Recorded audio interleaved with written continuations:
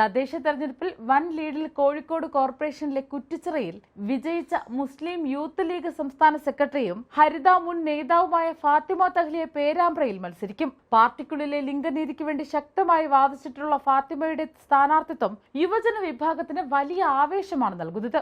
പേരാമ്പ്ര നിയമസഭാ മണ്ഡലത്തിൽ 100% വിജയപ്രതീക്ഷയുമായാണ് UDF സ്ഥാനാർത്ഥിയായി മുസ്ലിം ലീഗിന്റെ ഫാത്തിമ തഹ്ലിയ കളത്തിലിറങ്ങുന്നത്. പേരാമ്പ്ര നിയമസഭാ മണ്ഡലത്തിൽ മുസ്ലിം ലീഗ് സ്ഥാനാർത്ഥിയായി ഫാത്തിമ തഹ്ലിയ എത്തുന്നതോടെ മണ്ഡലം ശ്രദ്ധേയമായ ഒരു പോരാട്ട ഭൂമിയായി മാറുകയാണ്.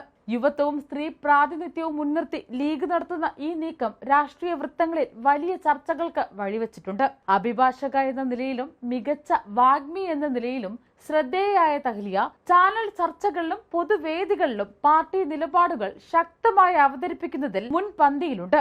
യുവതിയായ ഒരു സ്ഥാനാർത്ഥി എന്ന നിലയിൽ മണ്ഡലത്തിലെ വോട്ടർമാരിലെ പുതുതലമുറയെയും സ്ത്രീകളെയും സ്വാധീനിക്കാൻ തഹ്ലിയയ്ക്ക് എളുപ്പത്തിൽ സാധിക്കും. നല്ല വാക്ചാതുര്യമുള്ള ഫാത്തിമ തഹ്ലിയയ്ക്ക് രാഷ്ട്രീയ വിഷയങ്ങളിൽ വ്യക്തമായ നിലപാടുകളുണ്ട്.